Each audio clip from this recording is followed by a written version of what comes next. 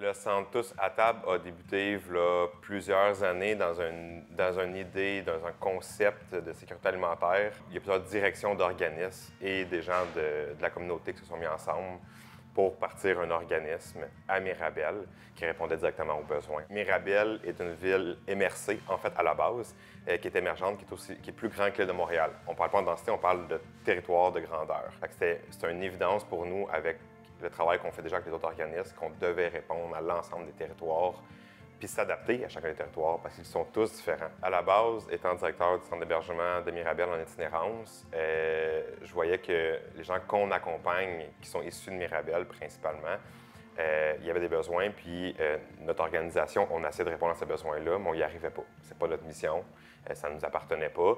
Fait qu'on faisait du dépannage d'urgence, qu'on appelle. Puis moi, personnellement, j'aime m'impliquer, puis je trouve ça important de s'impliquer quand je vois concrètement que ce qu'on peut faire va répondre à la communauté. Fait que c'était important, puis ça répondait directement à ma clientèle, aux jeunes que moi j'accompagne avec mon organisation. Fait que je voyais pas comment je pouvais ne pas m'impliquer dans quelque chose qui est autant important, qui me touche directement moi et ma communauté, mes jeunes et mon travail. On a deux endroits. Le premier endroit est à Saint-Janvier, qui est directement sur la 117, donc centrale. À la base, le centre d'hébergement travaillait déjà avec le centre Tous à la table, puis le Carrefour Jeunesse Emploi, puis on a décidé de faire un projet de mutualisation. En fait, tu as un centre d'hébergement d'itinérance. En dessous, tu as une organisation en sécurité d'emploi pour recherche d'emploi, retour aux études. Puis en dessous de ça, tu as un plateau de travail avec le centre Tous à la table pour apprendre aux jeunes, en fait, à comment cuisiner, comment prendre soin de soi, comment bien manger. Fait que c'est une continuité, en fait, de service qui est normale, on pense, pour le bien-être de nos jeunes. Fait que ça, c'est Saint-Janvier, c'était vraiment l'idée à la base. Puis on s'est rendu compte après, avec le Bel Azur à Saint-Scolastique, en fait, que c'est une communauté qu'on ne répondait pas. On entrevoit principalement, premièrement, de faire une épicerie solidaire. Il va aussi avoir un bistrot qui va répondre directement justement aux gens qui résident au Bel Azur et aux gens de la communauté auxquels ils vont pouvoir se rassembler, puis il n'y a aucun lieu rassembleur à Mirabel, à Saint-Scolastique du moins. Ça va être le lieu rassembleur où les gens vont pouvoir venir prendre un café, discuter, échanger. T'sais, on parle beaucoup de jeunes depuis tantôt, il ne faut pas oublier que Centre à table répond à une clientèle qui est vraiment aussi mixte. On va parler des plus jeunes autant que les aînés. Mais ce qui est la beauté du Centre à table, c'est ça justement. C'est qu'on va avoir des aînés qui vont venir travailler avec nos jeunes qu'on accompagne.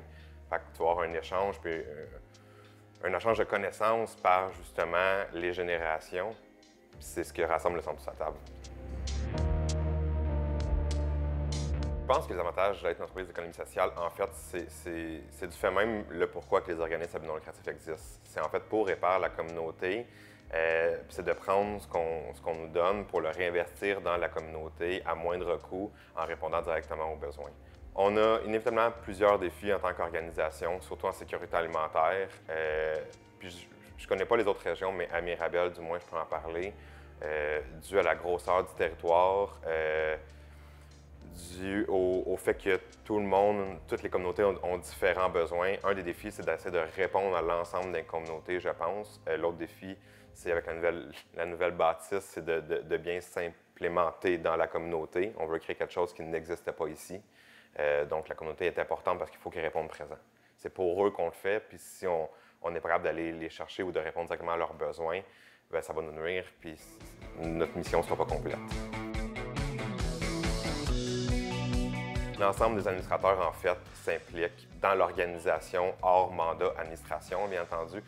En donnant du temps bénévolement dans l'organisme, soit en venant couper des légumes, en venant placer et transformer des repas avec les bénévoles.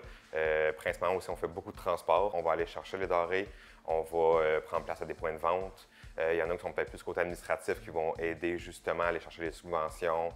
On a plusieurs sous-comités qu'on a organisés avec le CA pour s'assurer d'avoir une saine gestion, une pleine gestion. Je pense que pour les prochaines années, c'est sûr qu'il va y avoir une adaptation parce qu'on sait que notre type d'organisation fonctionne beaucoup avec les bénévoles.